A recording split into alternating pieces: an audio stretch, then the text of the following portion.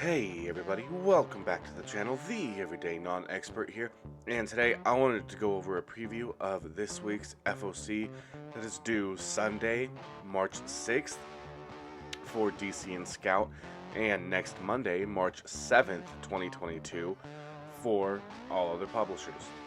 Without further ado, let's get started.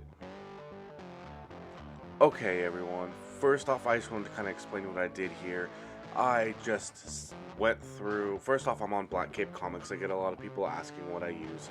Previews World doesn't have the ratios, so I like using Black Cape. They may not have everything as early as previews, at least like the regular covers and stuff, but I'd rather, they mostly have everything, and then I just kind of check back later. They'll have it usually by Friday, if not earlier. But anyway, what I did was I went through their whole FOC list, all publishers, and I just opened in a new tab, all comics and covers that interested me, and we could take a closer look together. So let's just go ahead and do that. And starting things off, so you'll see it's alphabetical order. There's no rhyme or reason to the order. So first off, Amazing Spider-Man #1. This looks like it's going to be a new series, and there are actually a lot of these covers that I love, but I wanted to read the synopsis first. Peter's on the outs with the I'm guessing that's the Fantastic Four. He's on the outs with the Avengers. He's on the outs with Aunt May. No one wants to see Spider-Man except for Doc Ock. Ock's on Spider-Man's tail, and Master Planner has something truly terrible planned. I don't know if Master Planner is new. I'm not aware of him, but it's been a while since I've actually read a Spider-Man comic and not just Spec on a Gleason cover or something like that, or Green Goblin or something. All that, and what does Tombstone have planned? Just in time for Spider-Man's 60th anniversary, a new volume of Amazing Spider-Man begins, and 2022 is going to be the biggest year for Spider-Man ever. Don't believe us? We brought John Romita Jr. back just for this. Oh, that's really fun, having him back. I don't know what's going on with Spider-Man's leg. It looks like it's broken. But, you know, the last Spider-Man book I think I actually read was Spider Shadow, when he gets the Venom symbiote and keeps it, and it kind of warps him sort of into evil, and I thought that was really good. So anyway, here's cover A, and this is the Bagley 1 in 100. I'm not going to be able to afford this, but I just wanted to show you this cover so that you're aware of it. Here, let me zoom in so you can kind of check it out. Sorry if it's a little bit blurry, but so we got Carnage, Electro, Morbius, Chameleon, Kingpin, Shocker, Mysterio, Venom, Kraven, Vulture, Goblin, Scorpion, Croc, Doc Ock, Rhino,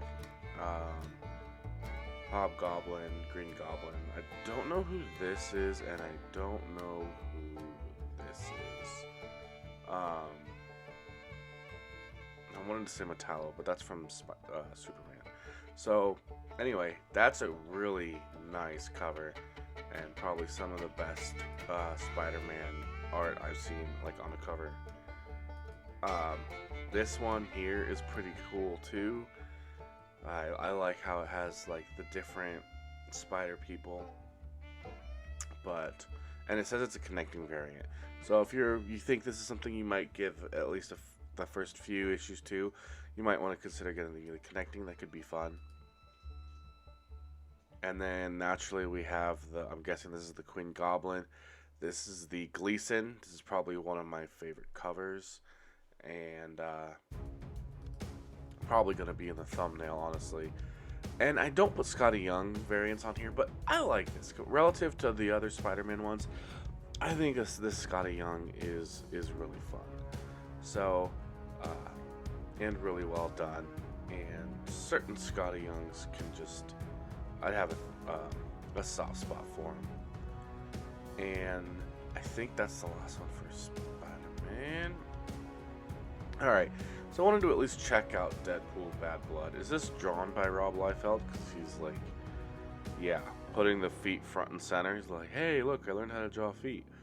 That's how I took this, but he still has super blocky guns. And man, this is just so 90s. Well, does he have pouches? Yup. Surprised he doesn't have more. So, anyway. Alright. Deadpool smash hit. First ever original graphic novel, now serialized in comics form.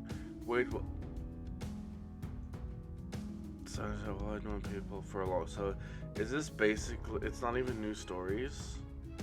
Okay, it says tells his greatest Deadpool tale yet, so it must be new. But from the beginning of that solicitation, Brutal Thumper. Is that a new person? Let me know in the comments down below. But anyway, the first part made it seem like it was just kind of taking a graphic novel and serializing it, which is basically what it says. So, I'm kind of, yeah. So, I'm gonna pass on that, but I wanted to at least bring it to your attention for those of you who like it. This is probably the first of the ones that I will pick up. I loved the last Devil Reigns book that I read. I can't remember if it was 4 or 5. Wilson Fisk hubris as mayor of New York has cast the city in the waiting arms of a cadre of dangerous and deadly supervillains. Worse still, Fisk's vendetta against the heroes who've stood against him for so long has left the city defenseless. You may think you've heard a tale like this before, but there will be no last-minute bargain struck between Fisk and the heroes, no truce to stop the fighting, and no mutual parting of the ways. Just blood, sweat, and tears. Trust us, true believer, you have no idea what's coming, or the effect it will have on the Marvel Universe. So, this was, I know it's a spin-off or whatever, but it is off of the main Daredevil run from Chip Zdarsky. So what happens here could be considered canon going forward if they do in fact change things. In fact, they did have Noel even got into that Daredevil run, and some canon stuff came out of there. So this isn't your normal type of spin-off. It's almost like it's a continuation as opposed an event continuation as opposed to just like Heroes in Crisis or War of the Realms or something like that. So anyway, I'm gonna pick up Devil's Reign, and I may spec on it and get multiple. Probably not. I have a lot of books that I need to be picking up from the shop, honestly. So I was interested in the Panosian spoiler variant. And, you know, I'll probably check that out. The next one is more because of my kids. I really like this Garmadon cover. This is Lego Ninjago Garmadon #1. Series premiere, the all-new Lego Ninjago comic book series starts here. Perfect for fans new and old alike. You know, I don't know if you guys have ever been to Legoland in Carlsbad, but they have a Ninjago ride that is awesome. It's a lot like the new Spiderman ride, where you kind of whip and you flick your wrists and stuff. This one was, the Ninjago ride was sooner than that, and you just kind of like acted like you were throwing ninja stars, and it was just little like balls of light or whatever. So, really fun ride. I loved Garmadon. I don't know if you guys have seen the Ninjago movie, but it is really good. I think the show is really good. I think the show's on Netflix and Amazon. Anyway, I don't want to give too much away, but in case you just had to go watch it, go watch a Lego movie. It's fun. Or not Lego movie, Ninjago. It's worth it. It's fun. And you'll recognize a lot of the voices in there too. So, let's just say before Kumail Nanjiani was an Eternal, he was in another superhero squad. So, anyway. And the other voices are pretty iconic too, actually. And here's the first one. And Jackie Chan's in it, so that's cool. That's the cover A. I think that's really cool. It's kind of ominous. Next is Moon Knight #10. An assassin infiltrates the Midnight Mission with another hidden enemy strikes at Moon Knight where he is most vulnerable. Attacked on two fronts, the Fist of No Shoes put on the back foot, but that's where he's most dangerous. Alright, I'm sorry guys, my allergies are really killing me. It's 11:30 at night, so it's just not a nice combination. My body probably wants to go rest, and so if I'm sniffling and stuff, sounds stuffy, I apologize. I'm trying to I'll cut out like if there's any really bad ones. You guys don't need to be hearing that. I wouldn't do that to you. So here's cover A. Oh, and for the first time, my throat's actually getting really scratchy. It's never really been scratchy before. Here's a 1 for 25. It is really nice, but I'm not. This isn't it's not, at least from the solicitation, it doesn't look like it's a key, so I don't think the 1 for 25 would be worth having in this one. And then here's Spider-Man variant, which I think is so cool. It's Moon Knight Spider-Man. What was the Infinity Warps? Oh, okay, so there was speculation about Tom Cruise in the Doctor Strange movie, right? But they said he's Iron something, so a lot of people are like, but not Iron Man. Some people are like Iron Lad, whatever. What if he's Iron Hammer from a different multiverse, or a different universe in the multiverse? Did you guys read the what's it called? Infinity Warps, and it combines them. And I think they did Spider-Man and Moon Knight. I think it was called Arachnite. So this actually I don't think would even be the first appearance of this. That would be on Arachnite. I'll look that up for when I do my my top whatever 5 or 10 list. I don't know what it's going to be yet for the FOC. But I'll let you guys know for sure. So make sure you're subscribed to the channel. Also, if you're liking this video so far, click like, comment down below, let me know what you think. I know this is a little bit longer, but I'm just putting this out so you guys can kind of take a look, and I'm giving you some of my reasonings on whether or not I'm gonna spec on it and why I am or am not. Anyway, so this may not be something you want to spec too hard on, because it may not be the first appearance of the Arachnite. This one I put on here because the picture of everything else. Is this really issue 4? Because I feel like I have issue 1 and 2. I feel like they came out in like 2020. Picture of everything else has a common comparison. Or is this a second like season or something?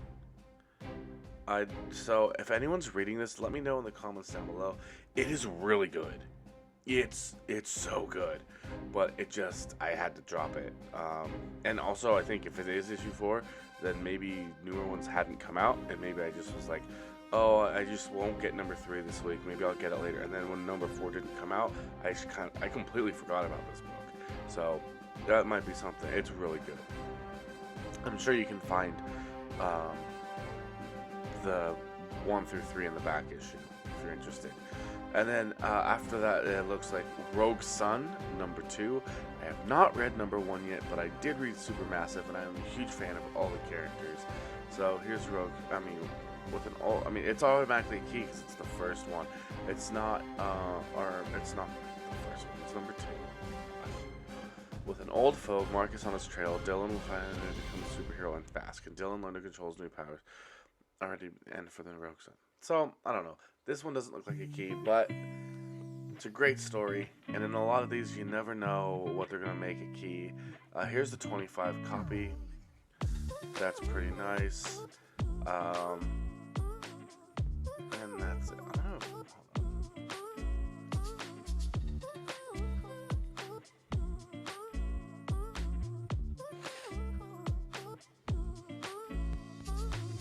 Alright, so Shadow War Alpha number 1, one shot. Deathstroke assassinates Ra's al Ghul. Talia al Ghul demands revenge. Oh, that sounds really fun. The League of Shadows to kill Deathstroke and Deathstroke Inc. Batman and Robin must team up to track down Disruptive Justice, but do they? Expect over-the-top fights, action, mystery, betrayal. So I'm guessing that it's Damian Robin if it's Ra's al Ghul and Talia al Ghul, and he's gonna want to kill Deathstroke, but Batman's just gonna want to bring him to justice. It says bring him to justice. Justice isn't necessarily murdering him. It would be to take him to get him arrested and have the justice system play out. And I think that's what Batman would do. I think Damian's gonna turn on him and help Talia and the League of Shadows. Which I thought it was a League of Assassins. Maybe not. I guess it is a League of Shadows. I mean, obviously, that's what they're saying. But, yeah, I bet that's gonna be the twist. Betrayal's crossover event creates a major impact on the DCU. The action continues. You know what would be fun? Is if this somehow eliminated the Lazarus Pit. I feel like the Lazarus Pit is such a cop-out for DC. So, although I do like that it does change your personality, so it's not a complete cop-out.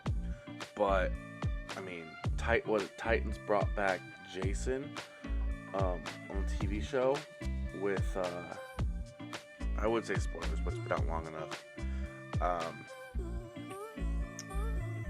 And it kind of had that. So, you know, I guess it kind of has its place, but it would be fun just to get rid of that. So, I'm probably going to pass. And next we have a facsimile of Spectacular Spider-Man #1. And it's the first appearance of the Tarantula, the return of the Tarantula. First issue, collector's edition by popular demand. Spidey has an all-new action series. So, okay, so this is just his #1 for this series. What does it have the year that it was supposed to come out? 2199. Wow, that's far into the future. Alright. Next is Spider-Punk, #1. So it looks like he's getting his own show, or his own book. He's probably going to be in,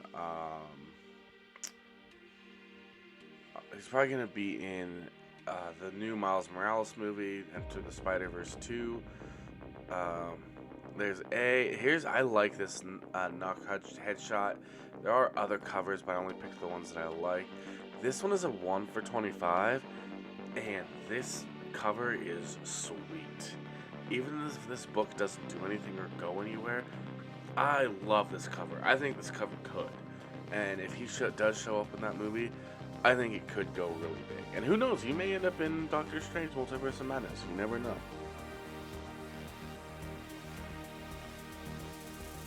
Alright, next is Crimson Reign #4. This is on here, obviously, because of the Raza covers with the connecting Knights of Ren. But who is this? Anyone know who this is? I do not know who this is.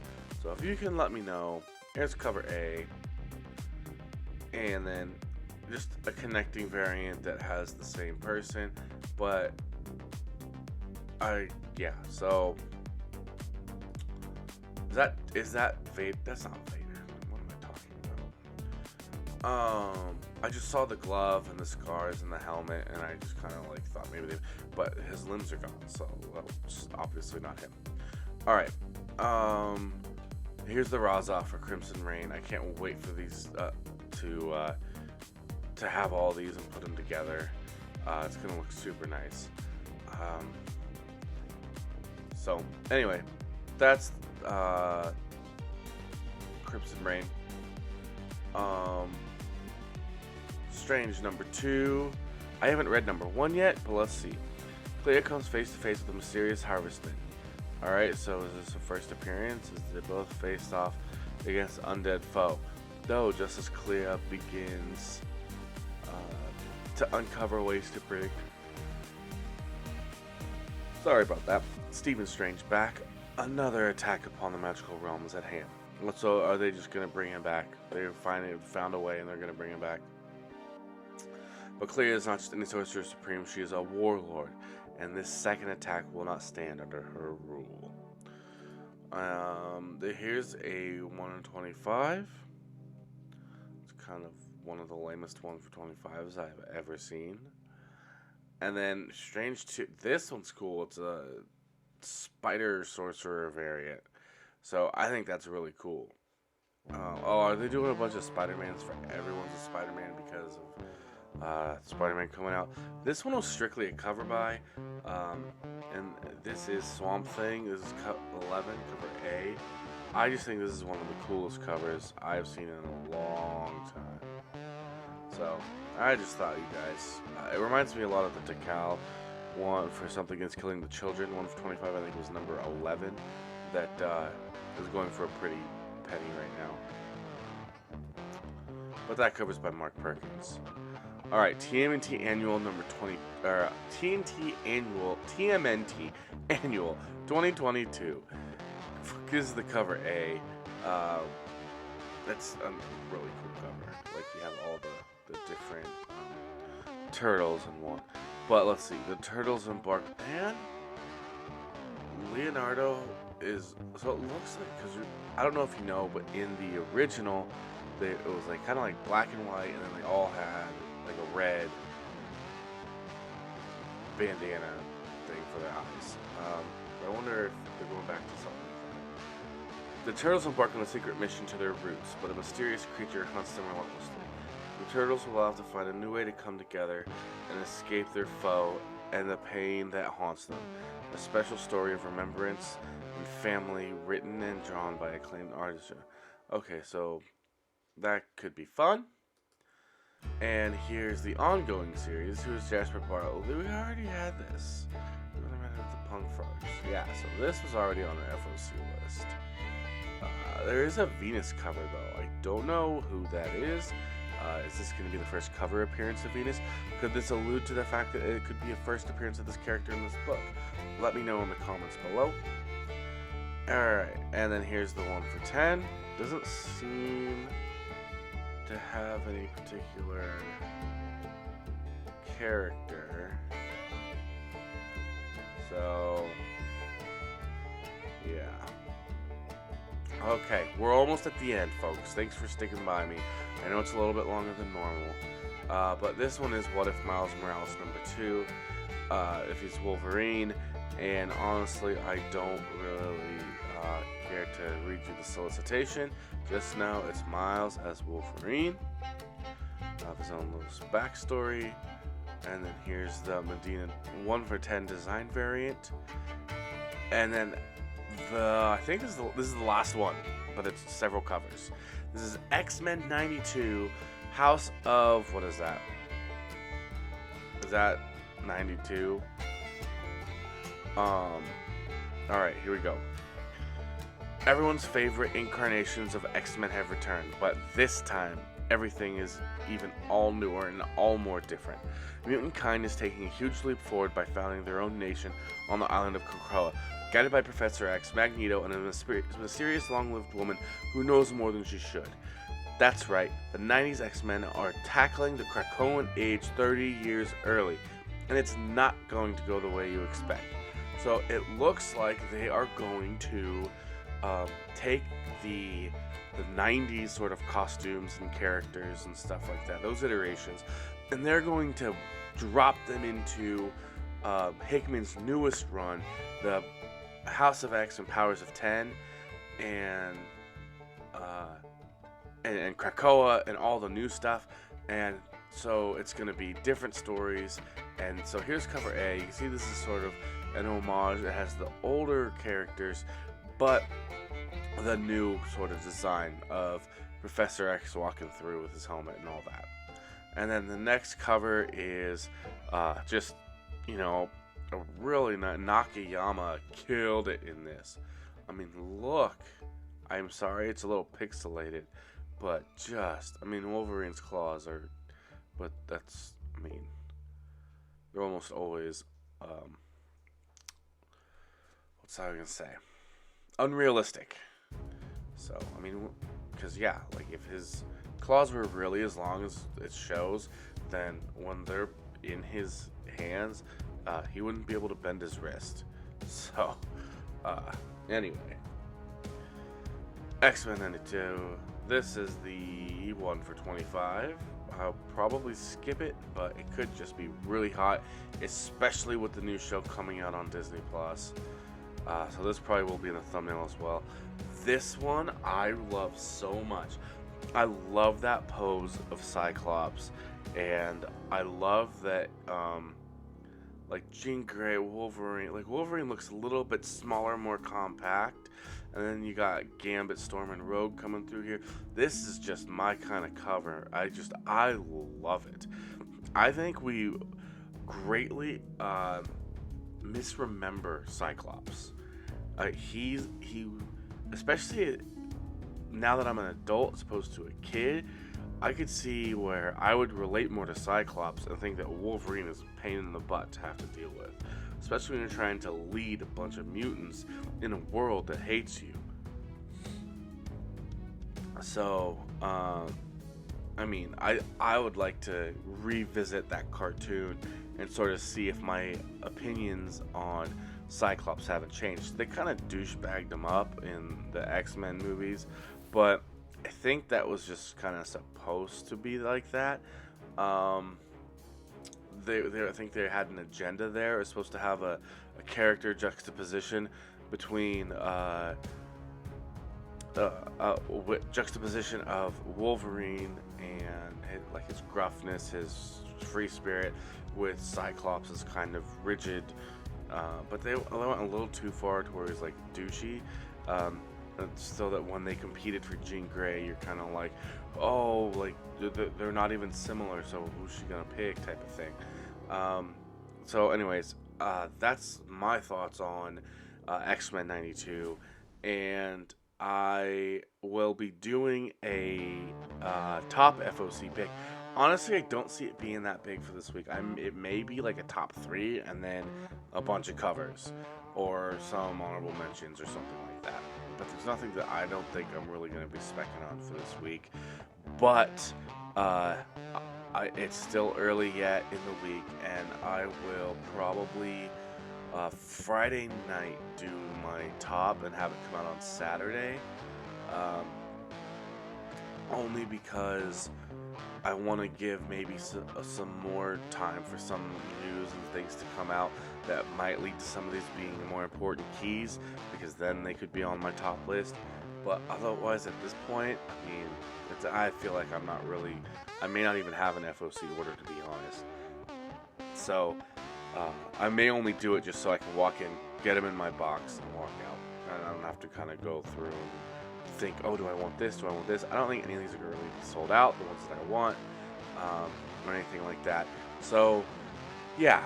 With that, I'll let you go. If you like this video, please click that thumbs up button. Subscribe to the channel to see more great content like this. And comment down below. Let me know what you thought about this video. Did you like this kind of format? Or do you think I should kind of just stick to like 10 or so? And then if I want to do a top 3, I can go from there. Alright, well, thanks again for stopping by. And I'll let you go. Have a good one. Bye.